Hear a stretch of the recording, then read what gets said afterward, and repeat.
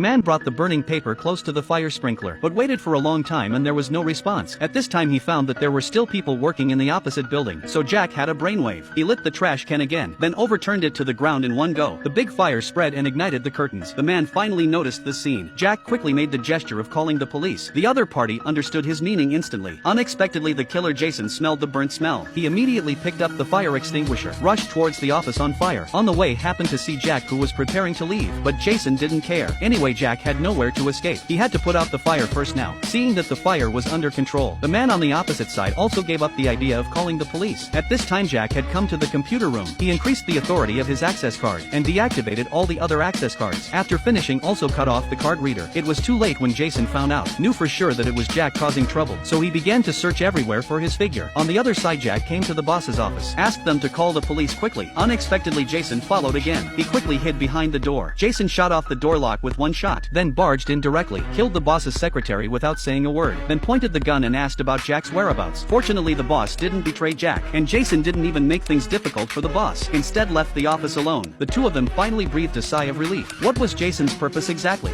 Jack thought for a long time but couldn't get the answer, so the two decided to hide in the archives room, because the steel door there was impregnable. Unexpectedly, Jason was smashing the door of the archives room. It seemed that there was something he wanted inside. The two were worried about being exposed, could only return to the office area again. Unexpectedly, there was a burst of footsteps behind them. They quickly hid behind the desks, and quickly turned off the desk lamps. At this time Jason pushed his colleague's body and appeared. He asked Jack to hand over the access card, otherwise would kill the colleague. Jack knew that the colleague was already dead, so of course he wouldn't fall into his trap. The infuriated Jason raised his gun and fired wildly, although the boss's arm was hit. Fortunately, they still hid in the archives room, thought they had temporarily escaped the danger. Unexpectedly, Jason had a backup plan. He actually sent a text message to Jack's girlfriend using Jack's phone, asked his girlfriend to come to the company now. Seeing that his girlfriend replied that she would arrive soon, Jack was immediately so anxious that he started cursing, but Jason simply ignored him, then turned and left smartly.